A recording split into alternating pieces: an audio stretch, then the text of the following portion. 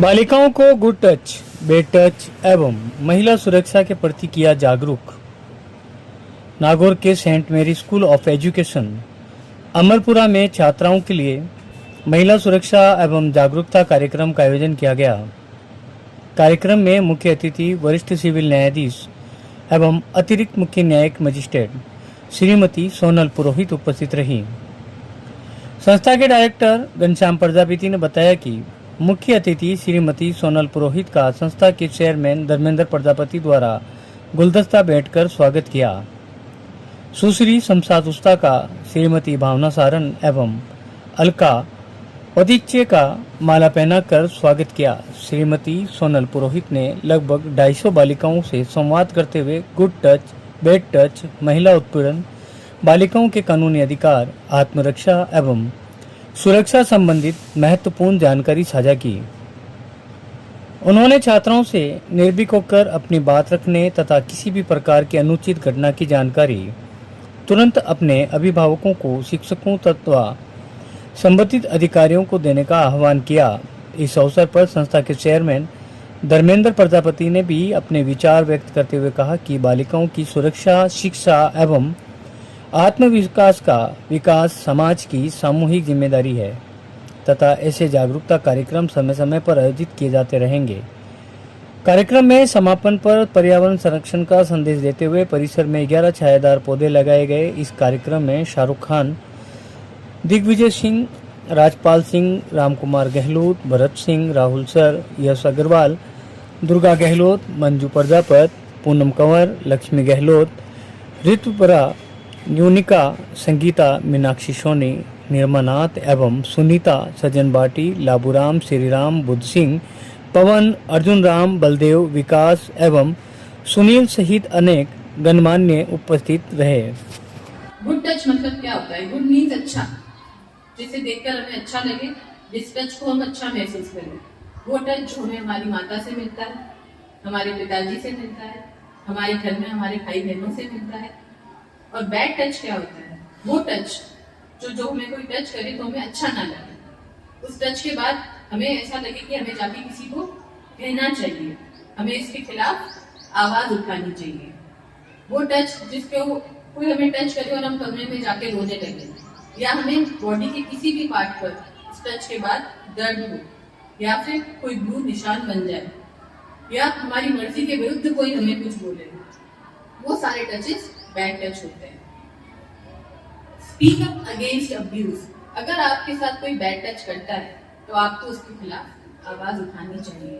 आपकी स्कूल में आपकी इतनी सारी टीचर्स हैं, आपके प्रिंसिपल हैं, आपके घर में आपके माता पिता हैं, आपके बड़े भाई बहन हैं, आपको उन्हें इसके बारे में बताना चाहिए। हमें अकेले कमरे में बंद होकर उस चीज को सहन नहीं करना है, हमें उसके खिलाफ आवाज उठानी है।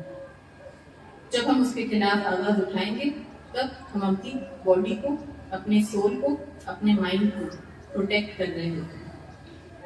आपकी स्कूल में कोई भी वाक्य होता है कि आपने अपनी फ्रेंड के साथ टिफिन भी शेयर किया, तो जब आप उसे घर जाकर अपनी माता जी को बताते हैं तो आपको अच्छा लगता है कि आपने कोई खुशी की बात अपनी माता जी के साथ शेयर की। इसी प्रकार अगर कोई बात बुरी होती है कि किसी ने हमारे साथ कुछ बुरा किया, आपको घर जाकर किसी को बताना चाहिए। दुख बांटने से कम होता है, खुशी बांटने से बढ़ती है। ये हम हमारे घर में हमेशा सुनते आते हैं। शोषण के खिलाफ आवाज उठाओ, स्वयं अपने रक्षक बनो।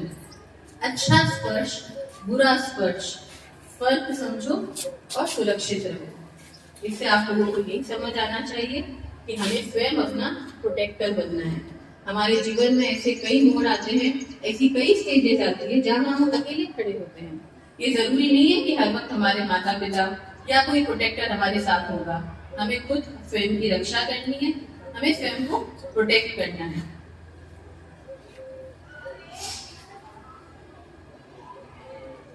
ये एक बुकलेट है जो राजस्थान राज्य विधिक सेवा प्राधिकरण द्वारा जारी की गई है। हम आपके प्रिंसिपल सर को इसकी कॉपी देंगे, हम इसकी सॉफ्ट कॉपी भी शेयर करेंगे। ये इंग्लिश और हिंदी दोनों भाषाओं में है। तो आप लोगों से निवेदन है कि आप सबके पास घरों में फोन तो होते ही होंगे, काफी लोगों के चश्मे लग रखे हैं, तो ये बात स्वाभाविक है। तो आप अपने घर जाकर सॉफ्ट कॉपी से भी इसको पढ़ सकते हैं, और अगर आपको प्रिंट चाहिए तो आप प्रिंट निकलवाएं, और आप इसे जरूर पढ़ें। ये आप लोगों के लिए ही बनाई गई है।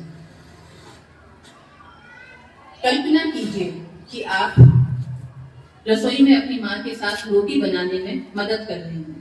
करते हैं आप लोग? तभी अचानक आपके कोई भी रिश्तेदार जो आपके नजदीकी रिश्तेदार नहीं है, शायद वे भी दूर के हो और कई बार नजदीकी भी हो सकते हैं। आपके चाचा भी हो सकते हैं, आपके ताऊ भी हो सकते हैं, आपके बड़े पापा भी हो सकते हैं। वो एकदम से रसोई पे आते हैं और आपके हाथ को जोर से पकड़ लेते हैं। आपके हाथ पर नीले निशान पड़ जाते हैं। या आप स्कूल बस में बैठिए और कोई बड़ा लड़का आपको ऐसे छूता है कि आपको अंदर से अच्छा ना लगे, आपको बुरा लगे कि इसने मुझे ऐसे क्यों टच कर दिया। ये सब शारीरिक शोषण, शारीरिक दुर्व्यवहार की श्रेणी में आते हैं। शारीरिक मतलब शरीर को चोट पहुंचाना। इसी प्रकार होता है आपकी बॉडी के प्राइवेट पार्ट्स होते हैं, कोई उनको गलती से आपको, नॉट गलती से बट इंटेंशनली आपको उनको टच करे, तो ये सब चीजें आपको इनके खिलाफ आवाज उठानी है। You shouldn't let anyone touch you without your permission in any manner, emotionally, physically, sexually, mentally, biologically और एनी इट वे बी। हमें हमेशा खुद की रक्षा करनी है। आप ये सोचिए कि आपके पिता अगर रोज आपको ये बोले कि आप बेवकूफ हैं, आप आलसी हैं, आप निकम्मा हैं, चलो पिताजी नहीं, घर का कोई दूसरा मेंबर भी बोले, तो ये चीज कई बार आपके माइंड में फिट हो जाती है और बच्चा जो होता है वो उसी टाइप से सोचने लगता है, उसी एंगल से सोचने लगता है। तो हमें इस चीज के खिलाफ भी उन्हें बोलना है कि आप मुझे ऐसे ना बोले, I am still in my developing age, मैं अभी भी पढ़ाई कर रही हूँ, मैं अभी भी ये कर रही हूँ, तो आप मुझे मोटिवेट करें। अगर वो आपके पिताजी है तो, अगर कोई दूर का रिश्तेदार है तो हमें सोचने की भी आवश्यकता नहीं है, जस्ट लेट इट बी। इन सब चीजों से आपको प्रोटेक्ट करने के लिए अब लीगली क्या प्रावधान है मैं वो आपको बताती हूँ। लीगली पॉक्सो करके एक एक्ट है, उसी तरह जुवेनाइल जस्टिस करके एक एक्ट है और उसी तरह भारतीय न्याय संहिता करके पूरा एक्ट है। इन तीन चीजों में आप लोगों को इन सारे बिहेवियर से प्रोटेक्ट करने के लिए डिफरेंट डिफरेंट प्रावधान बने हुए हैं। अगर आप इन सब चीजों के खिलाफ आवाज उठाएंगे, अपने माता पिता से इनको शेयर करेंगे, तो वो जरूर इसके लिए आगे कदम उठाएंगे और वो अगर आगे कदम उठाएंगे तो आप लोगों को प्रोटेक्ट करने के लिए हमारी न्यायपालिका में पूरे इसके लीगल प्रोविजंस बने हुए हैं। तो आपके साथ जो भी अगर कोई गलत व्यवहार करता है तो उसे उस व्यवहार के अनुरूप जो उसने गलत किया है सजा मिलनी चाहिए। तो अब गलत व्यवहार से क्या मतलब है? दुर्व्यवहार का मतलब है बड़ों द्वारा किया गया वो व्यवहार जो आपको नुकसान पहुंचाए। सबसे पहला हो गया फिजिकल, जो मैंने आपको बताया कि कोई आपको आके पकड़ ले। सेक्सुअल मैंने आपको बताया। उसी तरह तीसरा होता है इमोशनल, वो भी मैंने आपको बताया कि कोई आपको बार बार मेंटली ऐसे कह रहा है कि आप ऐसी हो, आप ऐसी हो, आप ऐसी हो, तुम पढ़ती नहीं हो, तुम ये नहीं करती हो, तुम वो नहीं करती हो। So that all comes in मानसिक भावनात्मक दुर्व्यवहार।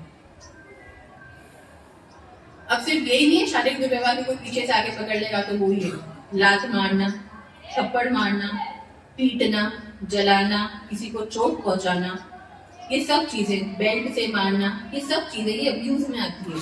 हमें इन सब के खिलाफ आवाज उठानी है, चाहे कोई भी कर रहा हो, हमें इसे झेलना नहीं है। जब आप इन चीजों को टॉलरेट करते रहते हो तो आपका शरीर बीमार महसूस करता है, आप बाहर लोगों के साथ मिक्सअप नहीं हो पाते क्योंकि मेंटली आप उसी के अंदर रहते हो कि why is this happening to me, ये ऐसे क्यों हो रहा है। आपका मन डर से भर जाता है और उसके बाद जब आप एकदम लास्ट स्टेज पे आकर अगर अपनी फैमिली को बताओगे तो वो भी कुछ नहीं कर पाएंगे। कई बार लीगली प्रोविजंस हैं बट आपको प्रोटेक्ट करने के लिए आपका माइंड वो सब कुछ झेल चुका है काफी टाइम तक। अगर आप जाके लास्ट मिनट पे अपने पेरेंट्स को बताएंगे तो वो भी आपको लीगली जस्टिस दिलवाएंगे, पर मेंटली जो आप ट्रॉमा झेल चुके हो उससे आपको बाहर निकलने में काफी टाइम लगेगा। तो इसीलिए शुरुआत में ही इन चीजों के खिलाफ रिपोर्ट करें, इन चीजों की कंप्लेन करें।